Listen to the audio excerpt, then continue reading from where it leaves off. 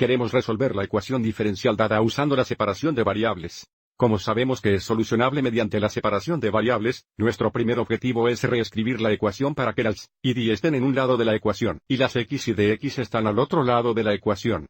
Mirando la ecuación diferencial, sigamos adelante y agreguemos seno 3x dx a ambos lados de la ecuación. Eso nos daría 2 y coseno en cubos de 3xd es igual a seno positivo 3x dx. 3x dx. Ahora, mirando el lado izquierdo de la ecuación, el 2 y d es bueno, pero no queremos que este coseno cube 3x en el lado izquierdo, por lo que debemos dividir ambos lados por coseno en cubos 3x.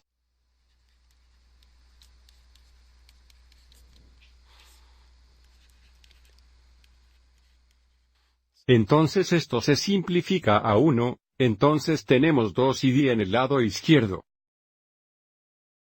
Y ahora en el lado derecho solo tenemos x apóstrofe s y dx, pero observe cómo tenemos un factor de seno x en el numerador, y 3 factores de coseno 3x en el denominador. Y dado que seno teta dividido por coseno teta es igual a tangente teta, podríamos reescribir esto como seno 3x dividido por coseno 3x.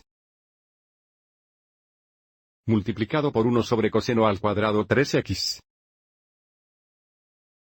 De esta forma, deberíamos poder reconocer que esto sería tangente 3x.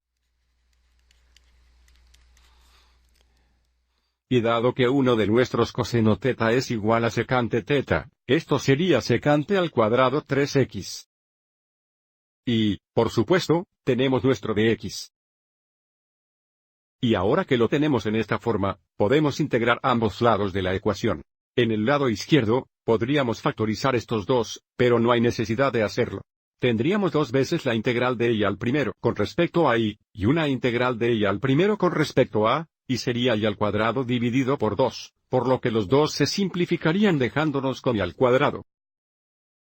Y en cuanto al lado derecho, vamos a tener que realizar una sustitución u para integrar esto. Recuerde que la derivada de la tangente teta es igual a la seca teta, por lo que vamos a dejar que sea igual a la tangente 3x. Y luego para el diferencial u, vamos a encontrar la derivada de esto y luego de x, esto requerirá la regla de la cadena.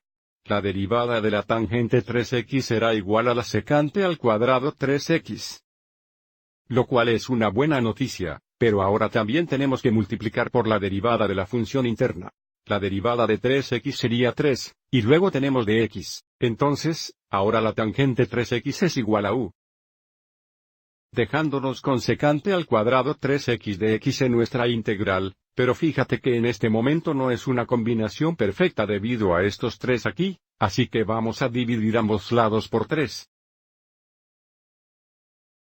Entonces secante al cuadrado 3x de x es en realidad igual a 1/3 du. Si escribiéramos esto en términos de u, tendríamos 1/3 veces la integral de solo u du.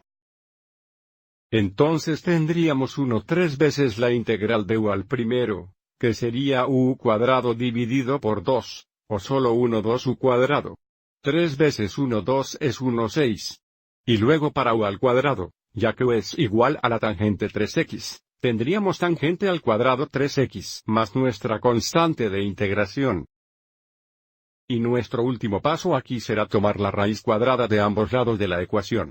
Hagamos eso en la próxima diapositiva. Y de nuevo, porque tenemos y al cuadrado aquí, sabemos que puede ser positivo o negativo. Así que nos deja con y es igual a más o menos la raíz cuadrada de 1/6 tangente al cuadrado 3x. Más nuestra constante de integración.